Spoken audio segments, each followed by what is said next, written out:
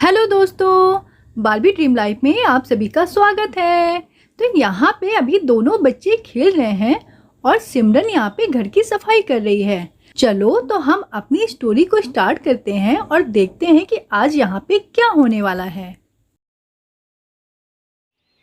चलो धीरे हम लोग बॉल से ना कैच कैच वाला खेलते हैं। हम लोग कितने दिन से नहीं खेला ना। अरे हाँ हाँ मेरी दीदी, चलो खेलते हैं, बहुत मजा आएगा। चलो पहले तुम बॉल फेंको। ठीक है धीरे, पहले मैं फेंकती हूँ, लेकिन ध्यान रखना बॉल को कैच कर लेना, ठीक है ना।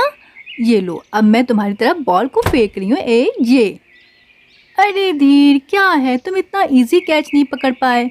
जाओ बॉल लेके आओ, वहाँ पे पड़ी हुई है। ठीक है, अभी लाता हूँ। ये लो, ये तो रोड पे गिर गई। चलो मिली दीदी, अब मैं फेंकता हूँ, अब तुम कैच करना।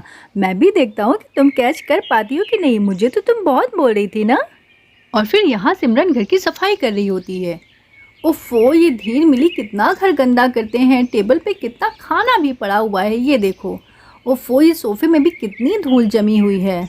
मैं तो साफ करते करते थक जाती हूँ। पता नहीं सुबह सुबह से आज राज कहाँ निकल गए। इनको तो कोई घर में तो काम रहता ही नहीं है। घर में इनका पैर टिकता ही नहीं, जब देखो बाहर ही निकल जाते हैं। अभी कोई इमरजेंसी आ जाए, घर में कुछ काम हो, तो पता चला महाशय घर के बाहर ही घूम रहे हैं।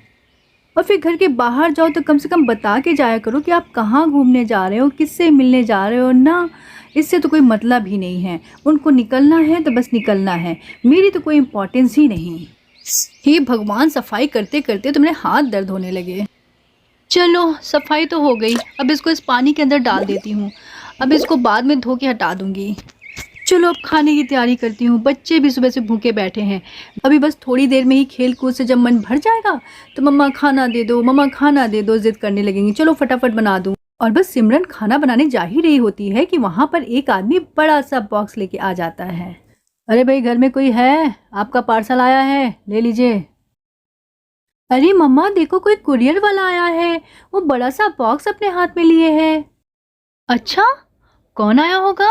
अरे मैंने तो ऐसा कुछ ऑर्डर भी नहीं किया, आज कुछ आना भी नहीं। अरे मैडम, मैं कुरियर वाला हूँ। अरे आपका पार्सल आया है, किसी ने मंगाया होगा आपके यहाँ। अरे भैया ठीक से देखो, वो हमारा नहीं होगा, किसी और का होगा। अरे भैया, जो भी ऑनलाइन मंगाना होता है मैं ही मंगाती हूँ, और मुझे तो याद नहीं कि मैंने कुछ मंगाया है। आप भैया ठीक से एड्रेस चेक करो, उसमें किसी और का होगा, हमारा नहीं होगा। आप गलती से हमारे यहाँ ले आए होंगे। अरे मैडम, ये आप ही का पार्सल है भाई, मैं पूरा चेक कर चुका हूँ एड्रेस, इसमें आप ही का पता लिखा हुआ है। अरे मम्मा ठीक से याद करो, आप कितना कुछ तो मंगाते रहते हो सकता है आप ही ने कुछ मंगाया हो। अरे मिली, ऐसा नहीं है, अगर मैंने कुछ मंगाया होता तो मुझे याद रहता।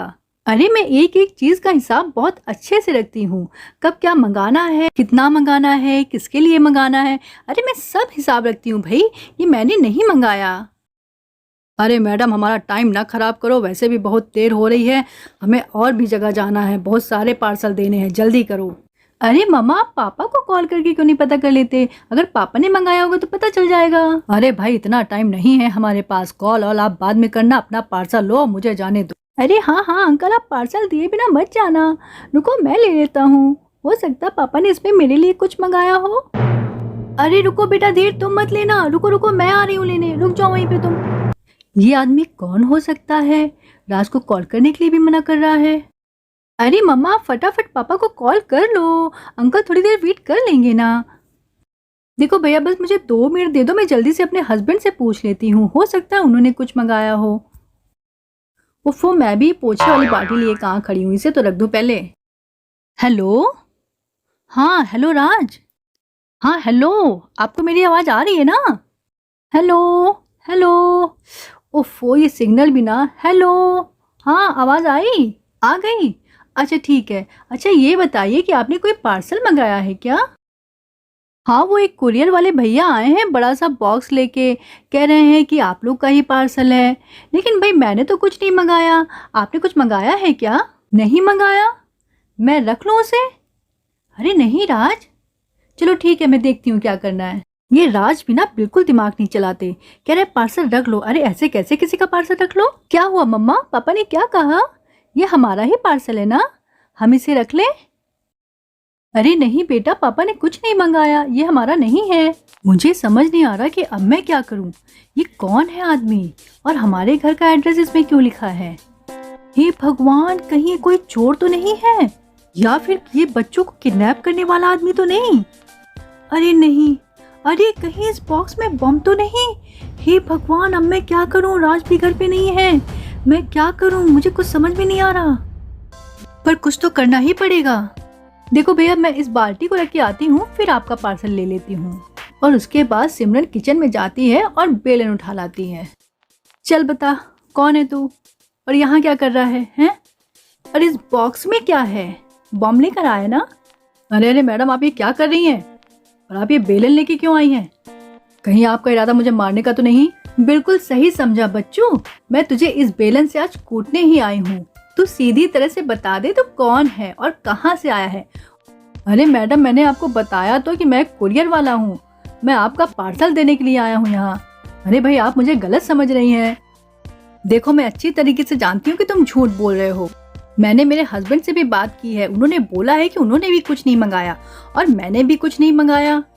तो फिर इतना बड़ा बॉक्स लेके तुम मेरे घर में कैसे आ गया? सच सच बता दो कि इसमें क्या है। अरे मैडम, आप ये कैसी बात कर रही हैं? अरे भैया, लीजिए अपना पार्सल पकड़िए और मैं तो जा रहा हूँ, मुझे तो आपसे बहुत डर लग रहा है भाई। और भैया, मैं अब कसम खाता हूँ कि इस घर का तो कोई पार्सल लेके कभी नहीं आऊँगा।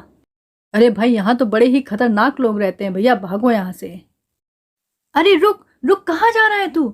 अरे ये अपना डिब्बा तो लेते जा। अरे रुक, मैं कहती हूँ रुक जा और ये अपना बॉक्स लेके जा। पता नहीं इस बॉक्स में क्या है। अरे भाई लेके जाओ, कहीं इसमें बम तो नहीं रख दिया तूने? अरे तुम मुझे मिल कहीं, मैं तेरी हड्डी पसली एक कर दूंगी। तेरी वो हालत करूंगी ना कि तुझे तेरी नानी याद आ जाएगी, समझा? डरपोक कहीं का, एक औरत से डर के भाग गया।